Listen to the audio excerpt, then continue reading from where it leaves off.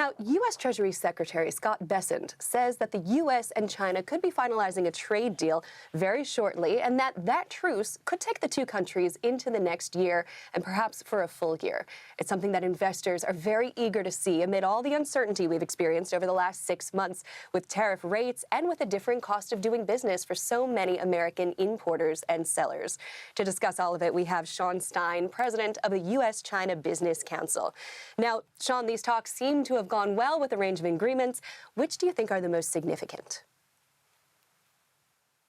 Yeah, business would absolutely agree that the talks went well. And the most important agreement is one that wouldn't appear on most people's radar screens. It was the deal on fentanyl.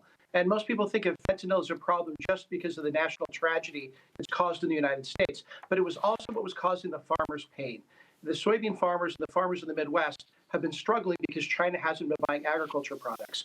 Why? They haven't been buying agriculture products, and the Chinese have been clear about this, because of the tariffs that the United States put on China linked specifically to fentanyl. When the U.S. put the second tranche of tariffs on fentanyl, China put punitive tariffs back as retaliation against U.S. agriculture. So if there'd been no deal on fentanyl, there'd have been no deal to get soybean purchases, and we wouldn't be in a position where we are today, where the tariff rate in the aggregate is going down by a significant percent, by 10%.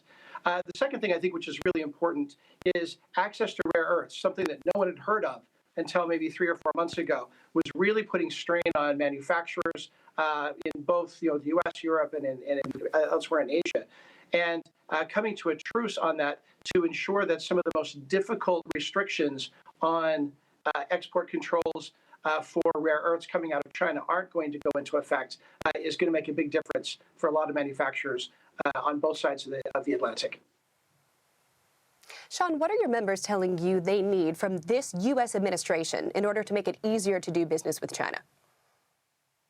Yeah, well, so that's the thing. So when the trade war started, it was started on the principle that we need to deal with Chinese industrial policy. We need to deal with policies that restrict access to global companies into the China market, things about IP protection, et cetera. But so far to date, the trade talks have really only dealt with maybe 2 or 3 things. One of them is the overall aggregate tariff level. The second is export controls. And the third is sort of the ancillary issue of TikTok. So all of the other issues so far haven't been discussed on the U.S. side because there just hasn't been any oxygen left in the room to talk about them. But the issues that have sort of animated and have made it difficult for foreign companies to do business in China are largely unchanged. But here's the exception.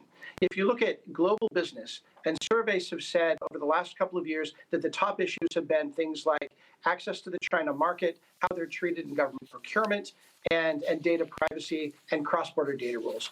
I would say over the last 2 years, China has made pretty substantial progress in all 3 of those areas. There's a lot more to be done, but China has been listening to the concerns of the business community, and on balance, it's much easier to do business in those areas than it had been, and we're looking for more progress in the coming year.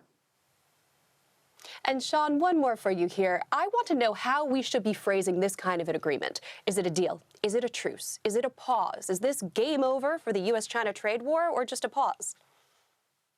Well, the best thing that came out of this is one of the real challenges has been this uncertainty, where we know that every 90 days the two sides have to agree to continue at the current tariff level. And so you could, on one level, you could say that this is a truce, that we are now locked in place on tariffs, and we don't have to worry every 90 days whether it's going to roll over. But where it's also progress is that now we have an expectation that the U.S. president is going to visit China in April of next year, and that there'll be a reciprocal visit in December by Xi Jinping the next year. And then the following year, the two sides are going to have to agree again to extend the tariffs. And so this gives business plenty of time to work on the Chinese and the U.S. administration to make sure that they're focused on some of the long-standing issues that have troubled the trade relationship between the two countries. So let's have a more sustainable way of increasing U.S. exports and making a fairer market for everybody. And Sean, what does this do to other countries in the region, especially the ones who have seen their own trade deals impacted by the U.S.-China relationship? Yeah, well, so there's been a myth, I think, that's been out in the market that U.S. and global companies have been reducing their footprint in China. That's absolutely not true. Relatively few companies have reduced their footprint in China. What's happened, as you pointed out, is companies have learned that they need to diversify their supply chains. They need supply chains to be more resilient. They can't just be reliant on one point that, if it fails, causes global ripples. And so that change was happening to supply chains long before the Trump 2.0 administration came in.